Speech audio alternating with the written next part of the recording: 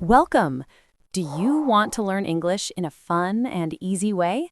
In this video, we teach English using narrated, animated stories. Here is how it works. On the left, watch the beautiful animations. They are designed to help you understand and enjoy the story. On the right, you can read along as you listen to the narrator. When we reach a difficult word, don't worry. A box will appear at the bottom with a simple definition and an example to help you learn. Let's get started. In 2020, a doctor from Britain named Chris Van Tulleken decided to do a special experiment. He chose to study himself because this was the only ethical way to do such a test without needing permission from a safety review board. For 1 month, he ate mostly ultra-processed foods. This meant about 80% of his daily meals were items like cereals, packaged breads, snacks, ready meals, and sweet drinks. These are the foods often found in the middle parts of almost every big shop around the world. Before and after this month of eating, special pictures were taken of his brain. Dr. Van Tulleken did not think his brain would show many changes so quickly. He believed any effects would first appear in his body, like gaining weight. He was partly right. His weight and body fat went up noticeably. But the brain scans showed something very surprising. They revealed big changes in the functional connectivity between different areas of his brain.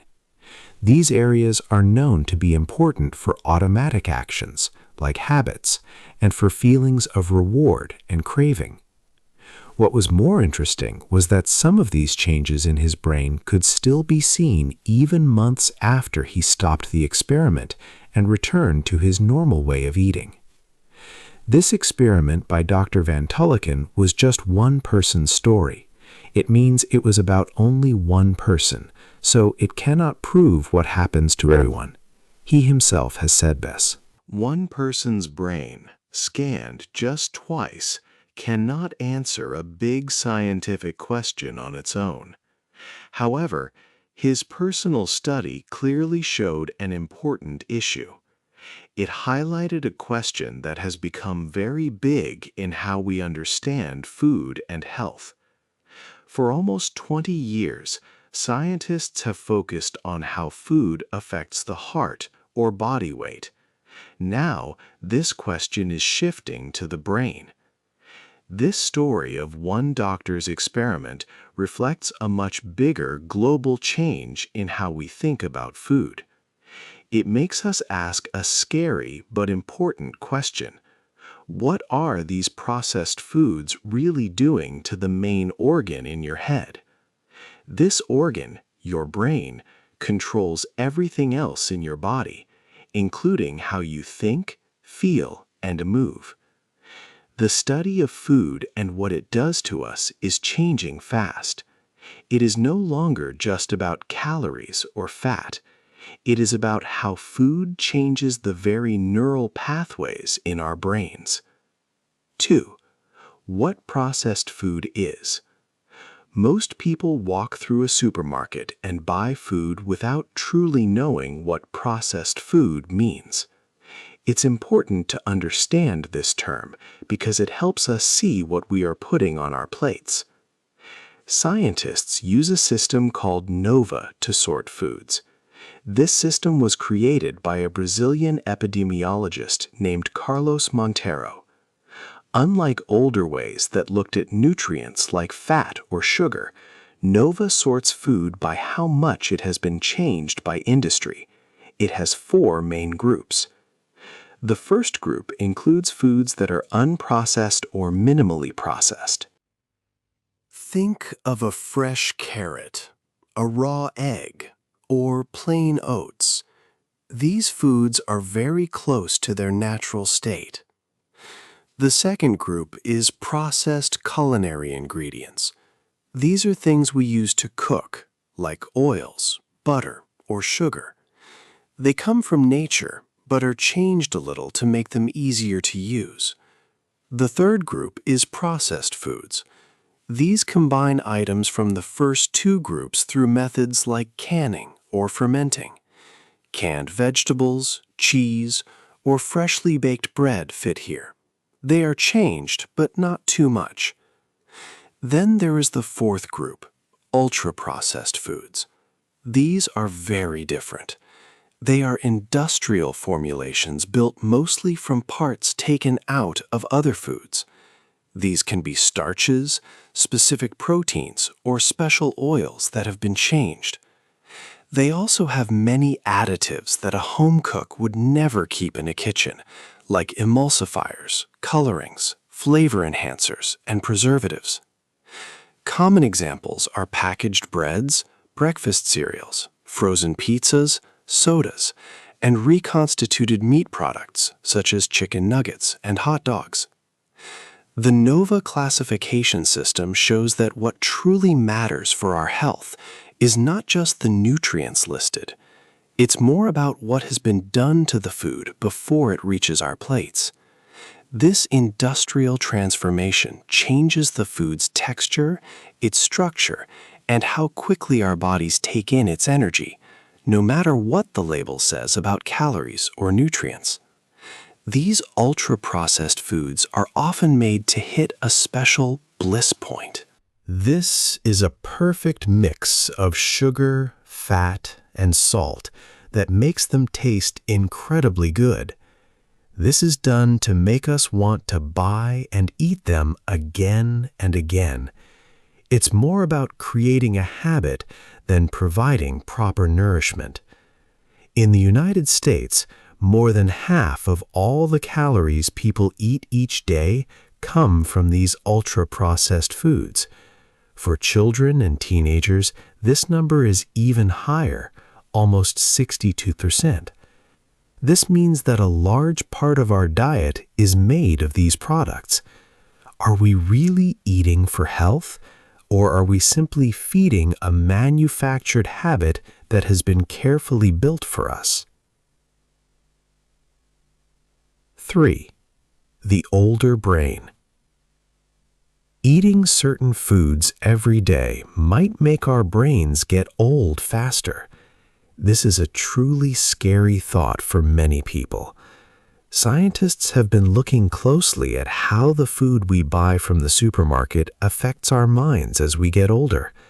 They have found worrying connections. Long-term studies have followed tens of thousands of people for a decade or more. These studies show a clear and strong link between eating a lot of ultra-processed foods and a faster decline in brain health.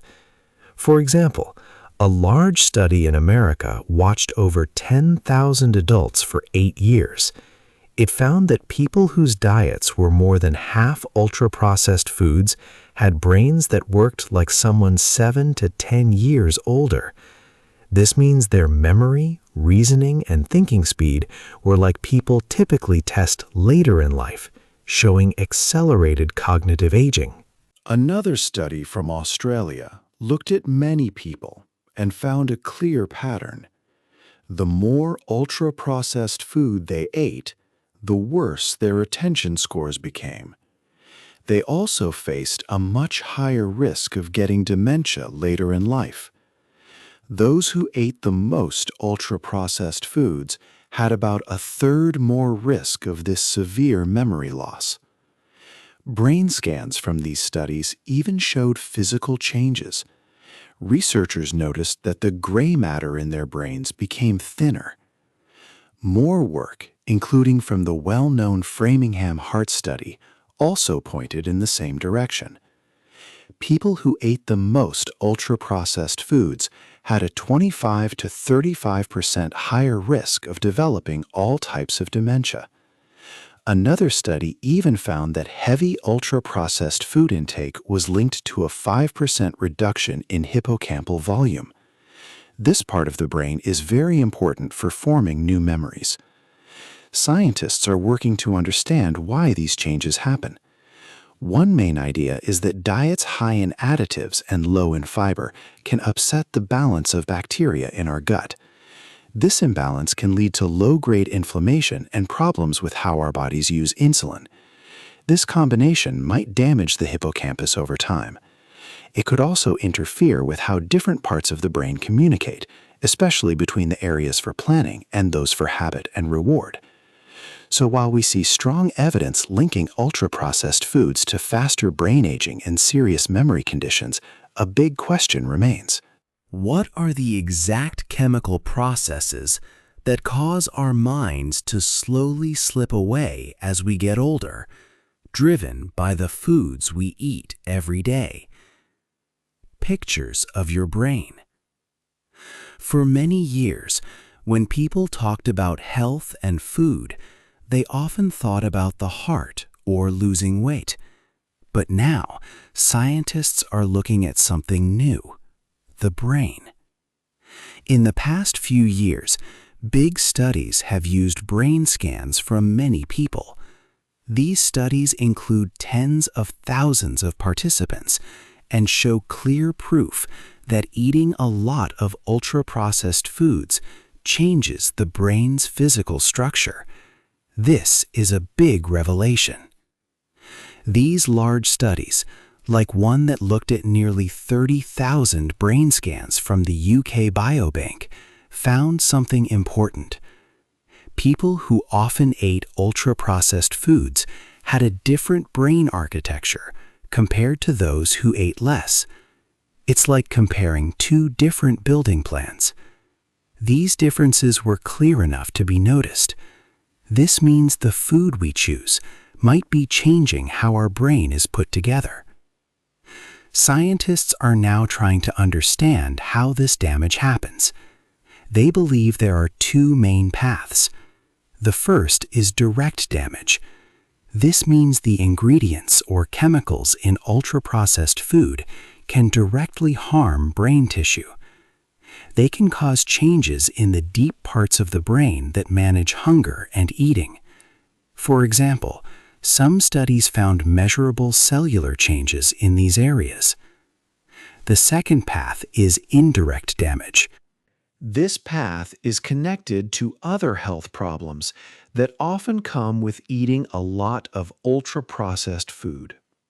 For instance, these foods can lead to more body fat and metabolic problems.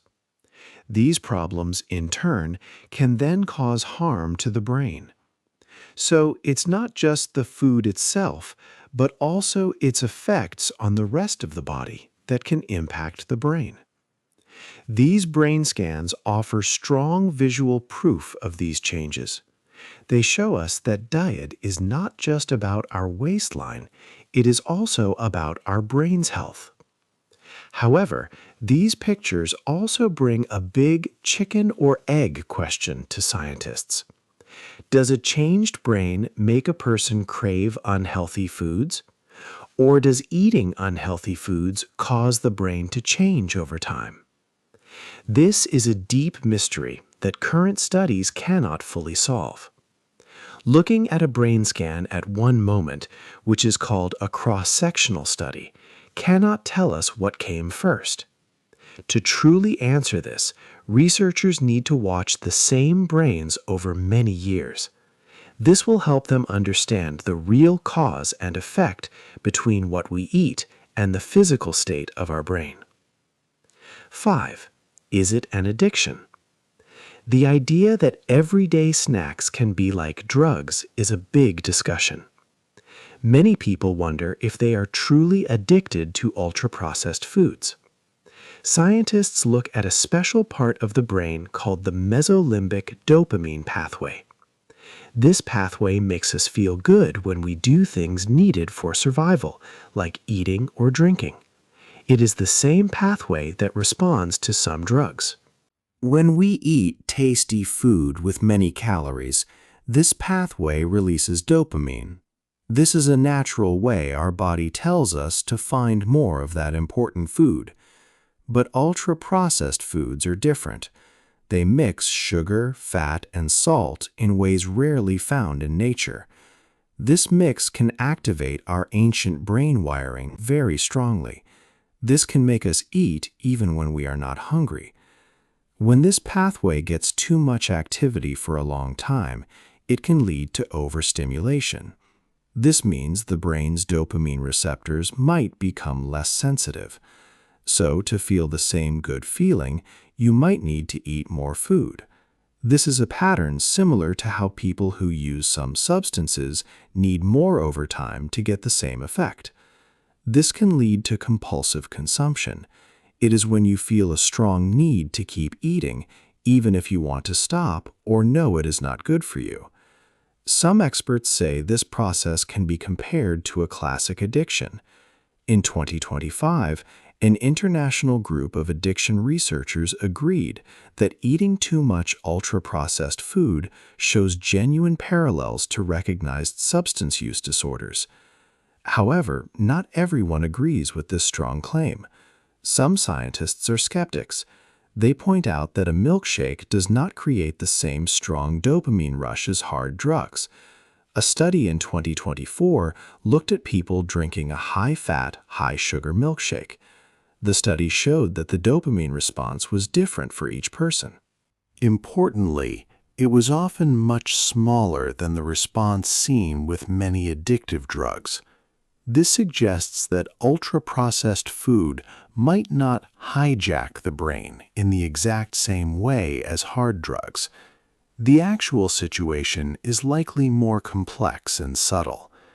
These foods do engage the brain's reward system. For some people, this effect can be so strong that it overrides normal satiety signals, which are the messages that tell you when you have eaten enough and are full. People's genes can make them more vulnerable, and stress also appears to increase a preference for high-fat, high-sugar foods. So the question remains, where is the real line between a strong craving for a snack and a true addiction? 6. Food and your feelings. Many studies now show a clear link between packaged foods and how we feel. People who eat a lot of ultra-processed foods often feel more sad or depressive. They also report higher levels of anxiety and daily stress. This connection is strong. Some studies found that people who ate the most ultra-processed foods had about 50% higher chance of having symptoms of sadness and worry. Even just having a lot of these foods in your diet can mean a 22% higher risk of feeling depressed later on. This shows how our everyday food choices might change our minds. The secret to this mood problem is often found in your stomach. Your gut and your brain are always talking to each other. This is called the gut-brain axis. Inside your stomach live trillions of tiny living things called bacteria. These good bacteria are important. They help make chemicals that keep your mood stable. They also help control inflammation in your body, even in your brain. However, ultra-processed foods often do not have the natural plant fibers that these good bacteria need to grow and be healthy. Instead, these foods have many additives. For example, some common additives are emulsifiers. These chemicals are used to make foods smooth and help oil and water mix. But studies show that emulsifiers can harm the lining of your gut. When the gut lining is damaged, it can let bad signals of inflammation travel more easily to your brain. This constant inflammation can affect your mood and make you feel bad. Another problem is how quickly ultra-processed foods make your blood sugar change. They often contain a lot of refined sugars and starches. This makes your blood sugar go up very fast, then crash down just as quickly. These sudden changes can make it hard for your brain to work well. You might feel irritable, have trouble focusing, or experience what many people call brain fog.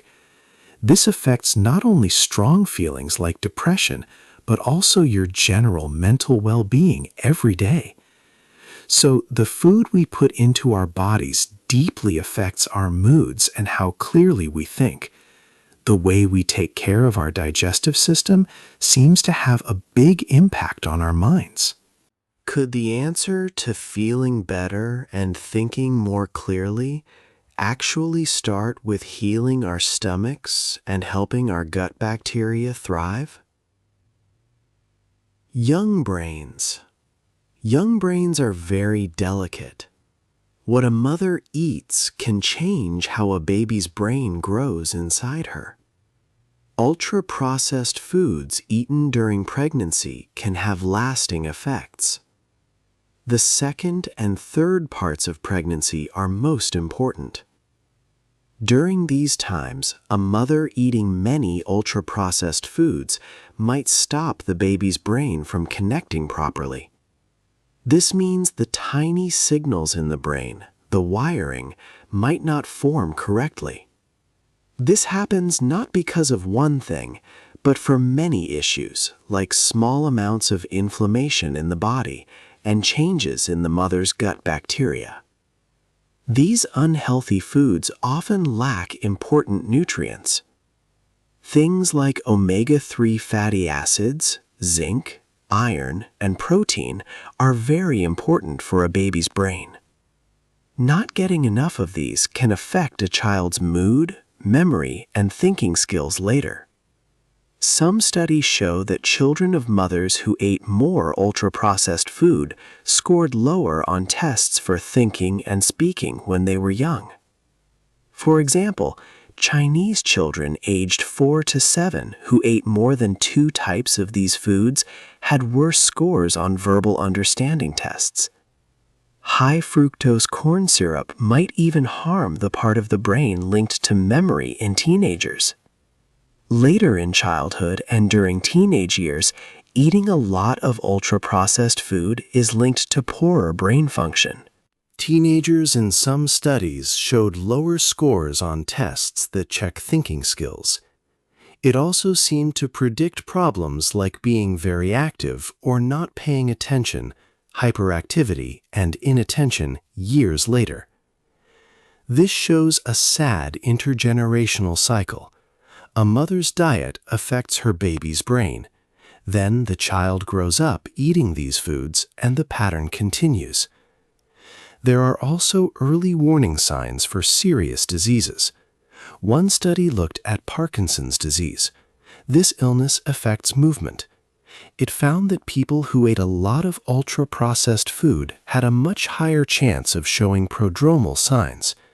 These are small signs that appear years before the main symptoms, like a poor sense of smell or feeling very tired during the day.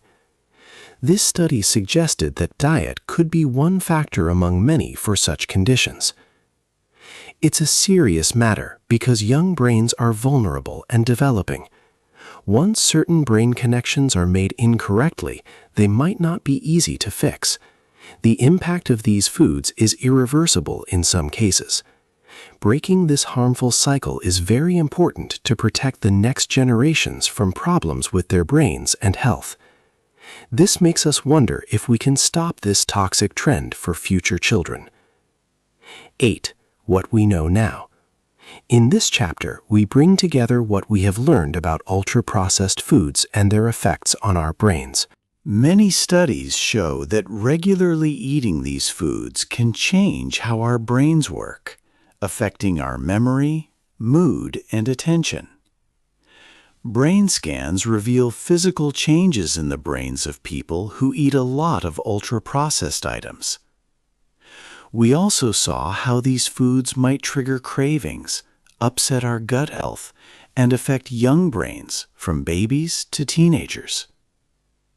However, science is always growing, and not all scientists agree on every detail. Some experts are skeptics. They ask for more in-depth clinical trials to firmly prove that ultra-processed foods directly cause these problems. They point out that people who eat more processed foods often face other difficulties, like lower income or higher stress, which could also affect brain health. It is a complex issue with many factors. Despite these debates, governments around the world are starting to act. In Washington, for example, policymakers are working on new rules. They aim to define ultra-processed foods and introduce regulation for them. For instance, there's a strong push to remove artificial colors from many food products. This shows how seriously this issue is now being taken in public health. Amidst the questions, one thing is widely agreed upon as helpful for brain health: a diet rich in minimally processed whole foods, especially plant-based options. The Mind Diet serves as an excellent guide. This diet emphasizes eating green leafy vegetables, fresh berries, nuts, beans, whole grains, and fish. It suggests limiting foods like red meat, butter, cheese, sugary pastries, and fried items. Research consistently shows that following the Mind Diet can significantly reduce the risk of diseases like dementia, helping to protect vital brain regions for memory. Even people who start this eating pattern later in life can still benefit. This information empowers us to make better choices. While scientists continue to explore exact mechanisms, the overall consensus is that including more fresh, varied, and fiber-rich plant foods while reducing industrially made convenience foods leads to better brain health. What small, healthy change could you make to your daily meals this week to support your brain? Hey there! Just a second before you go. If you learned something new today, please give this video a like, write your thoughts in the comments, and subscribe to the channel. It only takes a second, and it really, really helps to create even better English videos for you. Your support means the world. Thank you.